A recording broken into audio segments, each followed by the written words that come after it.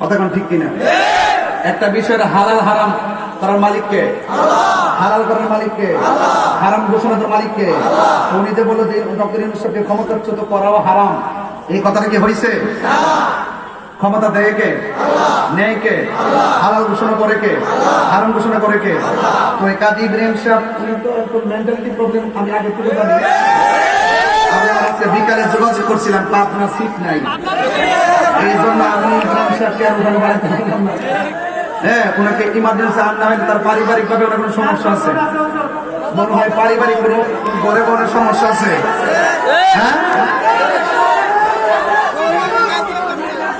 কতক্ষণ ঠিক কিনা? কাদিয়ানির কি ইমান আছে? আমার নবীর পরে কি নবী আসবে? তো যদি কেউ এরকম দাবি করে যে আমার নবীকে যে সিস্টেমে দুনিয়াতে পাঠাইছে, নবীর বিরুদ্ধে 1,24,000 পয়গম্বর যেমন ভাবে করে নাই, ঠিক ইউনূস সাহেবকে সেই ভাবে চয়েস করে আল্লাহ পাঠাইছে, তার বিরুদ্ধে করা যাবে না, তাকে ক্ষমতাচ্যুত করা হারাম। এই কথার দ্বারা তার নবুয়তকে অস্বীকার করা হয় এবং আমার রাসূল পাক সাল্লাল্লাহু আলাইহি সাল্লামের শান আজমতের উপরে সে আঘাত করে ইসলামের অবমাননা, ধর্মের অবমাননা করেছে। এই জন্য মাননীয় প্রধান উপদেষ্টাকে বলবো, অনতি বিলম্বে এই মৌলবীকে তাড়াতাড়ি গ্রেফতার করে। যেহেতু আমি একজন আলেম, আমি একজন ধর্ম নিয়ে আলোচনা করি, তবে ধর্মের মাঠে যদি তিনি কথা বলেন, তার পক্ষে ওনাকে আমি একটু সেভ করতে বলি। আপনি এই বক্তব্য যথাযথ হয়নি, জেলটেল বুঝি না, জেলটেল বাদ দেন, অন্তত পক্ষে আমি এতটুকু পরামর্শ দেই যে আমার বক্তব্য পাওয়ার পরে আপনি অনতি বিলম্বে আপনি জাতির সামনে তওবা করবেন এবং বক্তব্যকে প্রত্যাহার করবেন। গত কয়েকদিন আগে দেখছিলাম জামাতের একজন নায়েবে আমির চট্টগ্রাম মহানগর আমাদের জামিয়ার ব্যাপারে বলছিল, এখানে 1.5 ঘন্টা তল্লাশি চালাইছে। নাউজুবিল্লাহ।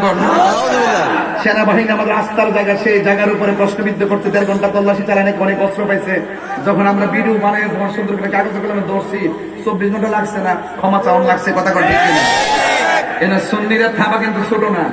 তো আমি বলবো, কাজী ইব্রাহিম সাহেব সব জায়গায় মাতবাড়ি চলে, ওই দুনিয়ার রাজনীতি নিয়ে বহুত কথা বলেন, আমরা কথা বলবো না। যখন আমার রাসূলুল্লাহ শান আজমতের বিরুদ্ধে কথা বলবেন, তখন আমরা আপনাদেরকে ছাড়বো না। এবার সে লাট বাহাদুর হোক, আমরা তাকে ছাড়বো। আপনি অনতি বিলম্বে আপনার বক্তব্য এক্সপান্স করেন, জনগণের জনতার আদালতে আপনি ক্ষমা চান। আর যদি আপনি আপনার বক্তব্যে কামাত থাকেন, আমি প্রধান উপদেষ্টা মহোদয়কে বলবো অনতি বিলম্বে তাকে আইনের আওতায় আনেন। রাজা আছেন কিনা বলেন? আল্লাহ আমাদের সকলকে বোঝার তৌফিক দান করুক, আমিন বলেন। আসেন নারায়ণ নবীর সালাম দিবে ইয়া নবী।